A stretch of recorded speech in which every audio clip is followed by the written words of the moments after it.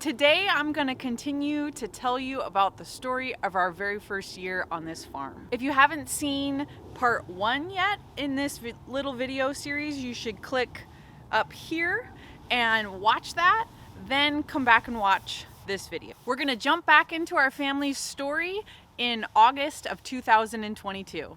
By this time, we were just starting to harvest all sorts of goodies from the garden. Why don't you take a look? There's a lot of weeds right here. Make sure, hey babe, make sure you get all their roots out too, not just break off their leaves. Okay, well I'm gonna get back to my spot where I'm picking the green beans, all right? You keep up to work. You can hear his screams as he went down the slope from Franklin's house. All right, buddy. You're doing awesome. Yeah, just try to get the good ones. Which ones are the best ones? These ones. How can you tell when you're picking which ones are the best ones? I taste like mine from like part of it. Like I think there's like 2 blue ones, then just taste one, and if you taste it good, that other one's probably good. Whoopsie doodle. So when you're looking at them, how can you tell which one you should try? The small one. Are you sure there's not another clue? If it's blue and dark. Nice. What do you like to do with blueberries? Eat them. Like what kind of meals do you like to put them on or eat them with? I would like to put them into like bread and then make like blueberry bread on French toast. Oh, yum. That sounds great. Like raisin bread. Yes, that does sound great. Raisin. Can you get that part over there? Is that the part I need to get? Yeah, sure. I don't think Let me get over there. You can't. I picked over here. Okay. So you need me to get the tall ones. You know, I've got my fancy coffee mug blueberry picking collector here, so I can have an extra hand. We'll have to find you something so that you can wear a sweet belt like this and pick blueberries at the same time. Hey, I really appreciate your help. Okay. Hey, goaties. Hey, Shotzi girl. What you doing, huh? You chewing on something? You got a fly in your ear? What about you? Who are you? What's your name? Oh, yes, Miss Bonnie. Oh, and Miss Shotzi. Oh, you sweet girls. You like your new space over here? Oh, I don't need any kisses. Thanks, though. What do you think about your new digs, eh? You like it, huh? What do you say? Does Kellen deserve a thumbs up for picking those blueberries? Take a minute now to give us a thumbs up if you thought that was fun. Next up, I'm going to take you on a tour of our 30 by 100 foot in-ground garden. It's actually the garden I'm standing in right now. Goats are saying hello. They're right there behind the blueberries. So we're going to tour this space right now, which looks completely different than it does in these videos that you're about to see. One thing you're going to see is a lot of dense intercropping. Now, some of that I did on purpose as a good gardening strategy to keep your soil covered and to bring in different pollinators and harvests at different times. But a lot of it I actually did as like a backup safety plan. In early spring, I was worried that the first wave of plants that I planted just weren't gonna do well. I planted them too soon. So I planted backup crops in a lot of spaces.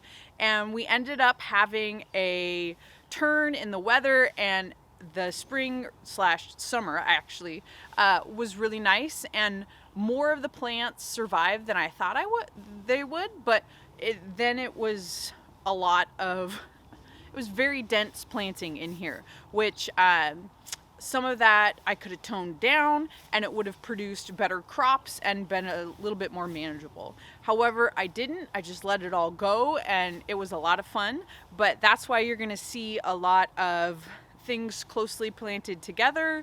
You might see a dahlia coming right up next to a pepper plant with a zinnia close by, and that's just because I didn't think those dahlias were going to come up. I thought they rotted, so I planted that area, and lo and behold, a lot of it did sprout.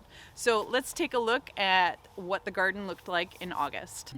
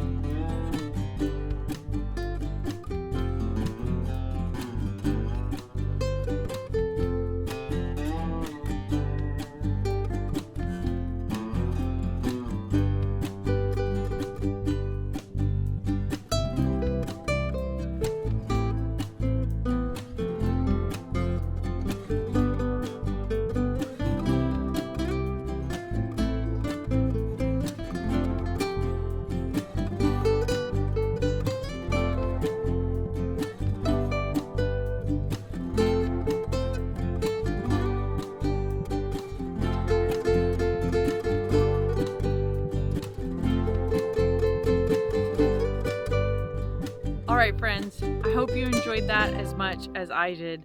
A lot of beautiful stuff growing in that garden right now. This year's garden has been a real big test of my faith in the natural process of seeds growing, plants growing, and the normal cycles that we usually see during the summer. It was a really hard spring. It was really defeating for quite a while that my garden was so behind and not thriving after I originally planted it. This area is much different than where we were about 20 miles west of here before we moved. But that 20 miles sure has played a difference because of our elevation and our proximity to the water at our old house. So I've learned a lot. Finally, all of the work that I have put into this garden is starting to pay off. Things are looking beautiful, things are ripening. I even found my first cucumber today and had no clue it was there, or the like 6 others that I found. I had to pick the first one because it actually was probably a bit too large and I should have picked it a few days ago. But things are starting to grow and I'm very excited. All right, I got a little distracted by the blueberries and was just standing there eating them. But now I'm going to show you the last spot of the gardens around here. and that is off our back deck.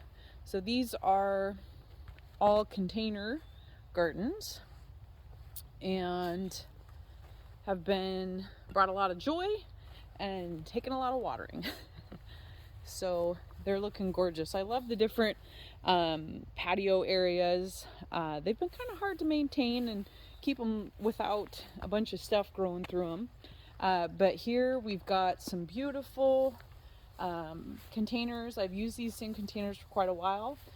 This is petunias and calibrachoa and geraniums, and it's just super lush. I've been fertilizing it maybe every week and a half, 2 weeks, and it's looking well. This is my Hot Lips salvia, which is finally starting to have some pink in it, and most of the blooms have been white. It hasn't had a ton of blooms this year. I was wondering if it was going to come back. This winter hit it harder than it has in the past, but it's looking really well now. This is my first year doing either of these things. So that is a purple fountain grass, and I absolutely love it. I saw it in another YouTuber's videos and absolutely loved it and just had to have some, and so I've been looking for that for a while. However, it's not a perennial in our zone, but I might be able to overwinter it if I take extra care of it, but it is just gorgeous. This is also my first time planting strawberries in the swimming pool. They produced great. Hopefully we'll be planting those somewhere up here next spring, or if I'm ambitious, next spring, but maybe next fall. We'll see. All right, this container has been a trusty friend for multiple years. So there are some perennial plants in here, and every year I add annuals as well to really fill it out. So this is a blue salvia. I forget what variety it is. Oh my gosh, they're so cute. So this salvia, I also was worried about it coming back this year, but it made it just a little bit later than usual. Underneath it is some Dusty Miller, and that is a really great plant. I really love it. I love the texture and the color, and it overwinters really well. And then here is, I believe this is a Mexican feathergrass, and I love it so much. However, it's really starting, really starting to outgrow this container. So this container, I think I'm gonna deconstruct this fall and move out the perennials just because they've gotten so large. Then around the perennials, I've got petunias, calibrachoa, and the same geraniums again. So I really like to have pots that have perennials in them because it saves you money on filling up the containers, and it gives you something you know is going to be there every year. We've been spending a lot of time here on the back deck, and I really am thankful to be able to have these containers full of flowers to look at while we are relaxing and having fun. This is another container that has, actually I think the only perennial thing it has left in it is the Dusty Miller, and you can see it's doing really well. It's taken over quite a bit of the pot, and it's really meant to view from that direction. I might have to give that Dusty Miller a new home as well. Back here I've just got some plants that I bought on some really hot days and didn't want to leave them out front because they were getting a little scorched up. So they're actually going to be going in the front cottage garden.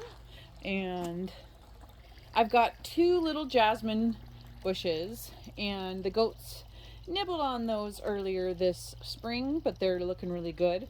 I'm not sure what we're going to do with them as a final place, but for now they're just kind of flanking this porch.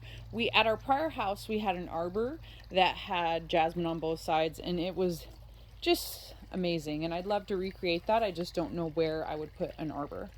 And then here a gorgeous hydrangea that I totally roasted on a hot day. I thought, oh, it'll be fine because it's a full sun hydrangea. Look that out. Okay, full sun, partial shade.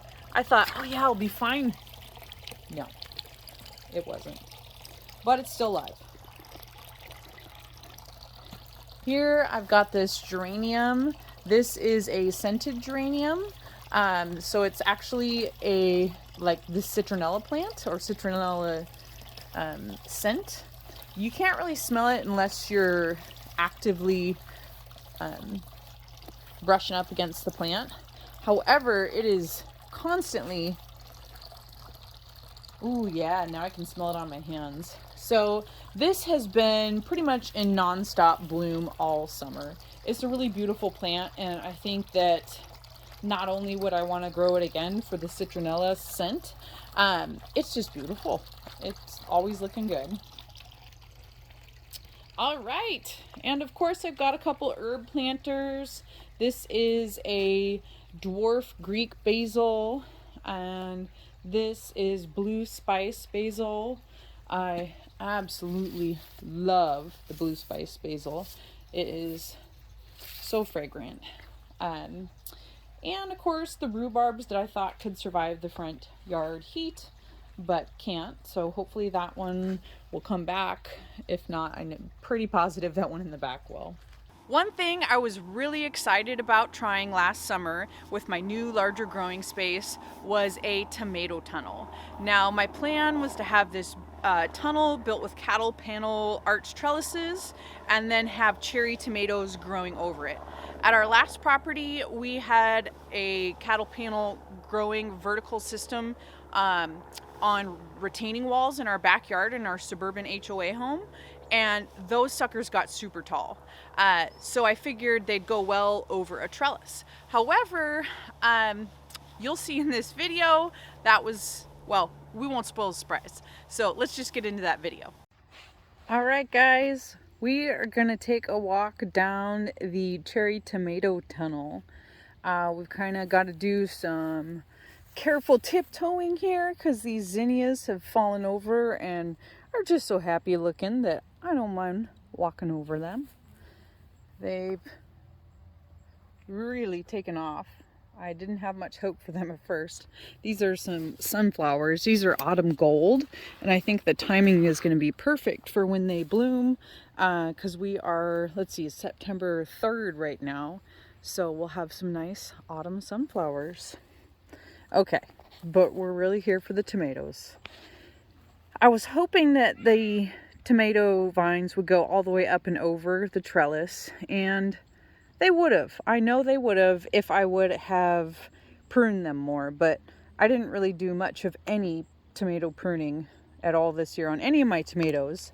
And these, they were lucky to even get kind of tied up a bit. So they could have made it up and over, but next year I'll be a little more, well, we will aim to be a little more on top of getting things trellised and pruned. The sun golds have been amazing. They're super delicious, and I've got some of these in my dehydrator right now whole, and they are taking ages to dehydrate. They're so small, I hate to cut them in half, but we'll see. I guess I might have to. Oh lordy. All right, so this first hoop is all sun golds. Next up, ooh, that's gonna be a good one. Next up is the purple bumblebee. These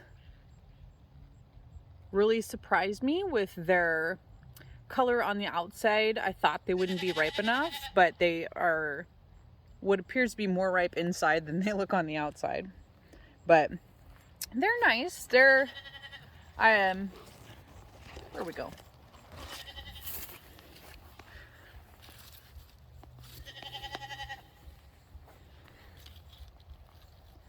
Here's one of the purple bumblebees. So it doesn't look super vibrant on the outside. It's got that green in there. But on the inside, it just looks a lot more ripe than, I don't know, looks from the outside.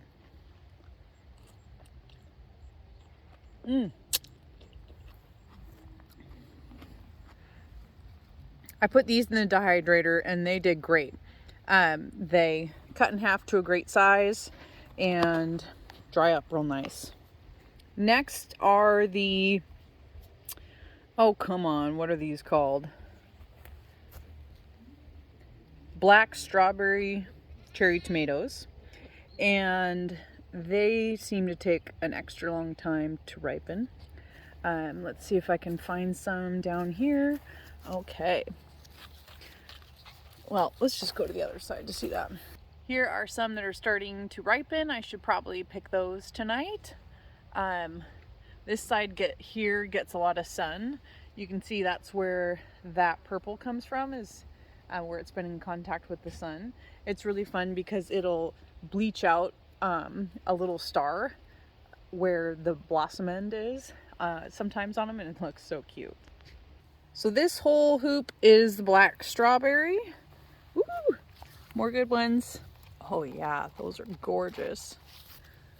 And these sunflowers have already finished out. I'm just gonna let them sit here and dry.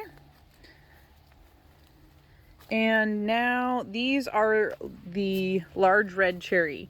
This is a variety I've been growing for probably about 3 or 4 years, and they are such a heavy producer and are wonderful dried. Great size. Just slice them in half and put them bottom side down in the dehydrator, and it's wonderful. This last hoop here is a mix of different things. So this side I think is all large red cherry. I see some down there at the end that are ripe. And then this side over here, I believe we've got 1 or 2. Okay, that's obviously not a tomato. That's a squash pumpkin. These are the Evil Olive.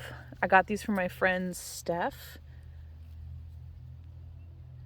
I'm excited. I've never tried something like that. And then there's a yellow pear. This is the yellow pear right here. Just needs to ripen up. There's a ripe one back in there. All right. Well, that was a quick little tour of my tomato tunnel. I look forward to using what I've learned this year about making sure I keep up on my pruning to really force that growth up and over the tunnel.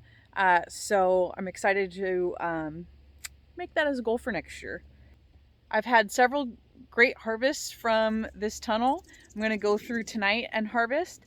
I usually harvest stuff when it is just turned, because that way it can finish ripening in the house and I can make sure that if it develops any spots or anything like that, I keep a good eye on it.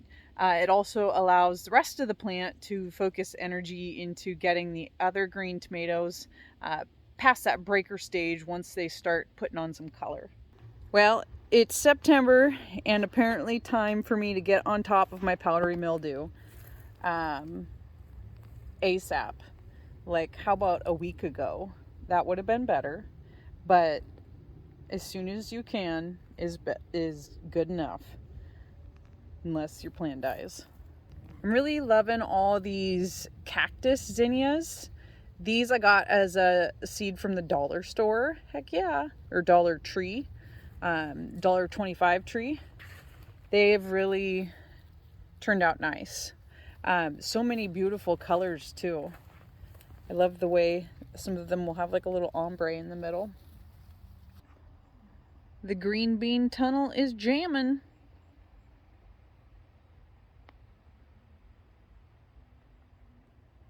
Up here at the, well, it's actually the south end of the garden, but it's up a little bit higher over here. I've taken out this row of broccoli that was in the middle of those green beans and just gave that to the goats. And then I'll take out this row in a day or two and give it to them. They've been producing. I took off harvested the last full mature heads today, and then have just been eating side shoots off all these, but they're really starting to peter out. So I'm gonna remove them, and then hopefully that can give these green beans a nice boost of space and sun for like another big flush of green beans before, well, as many flushes as we can get before frost. Dang. Who's that squash over there looking so gorgeous? I've totally lost track of what's where squash-wise, and they're just taking over and growing. Oh man, it's reached the tomatillos over there. Get at it. Nice. Yeah, it's a hot mess. That's why I'm making the new growing space for next year, because we could use a dedicated squash area. Got some cucumbers going over here. Harvested those earlier today. I could probably harvest more. Oh shucks, I think I got to bring in what I harvested. Oh, I'm so bad at that. You got to bring that stuff in right away, get it cooled down, and I just left it outside. Well, I better get to work. I've got to pick these cherries and, well, okay, cherry tomatoes, let's be clear, and I need to go put my harvest inside. Actually, let's go just take a look at the harvest. Ooh, those are gorgeous. Okay. So we've got the tomatillos over here. Where's that pumpkin growing through? Oh, here it is. Actually, I think it's a winter squash, not a pumpkin. I don't know what kind. All right. Yeah, get this stuff inside. Look at those floppy broccoli leaves. That's what happens when you leave it out. So picked 2 more heads of broccoli and just some cucumbers and squash, and we've got paste tomatoes in here, and there's some heirlooms on the bottom. They need to come in and sit around for a while to ripen up a bit. In our next video, we're going to show you what our animals were up to on the farm this past summer. If you enjoyed this video and haven't given it a thumbs up, I would really appreciate that. And if you're new here, thank you so much for hanging out all the way till the end. If you want to see what our animals are up to, click that subscribe button and you'll get a notification. If you click that bell, then you'll get the notification that our next video is ready for you. See you soon.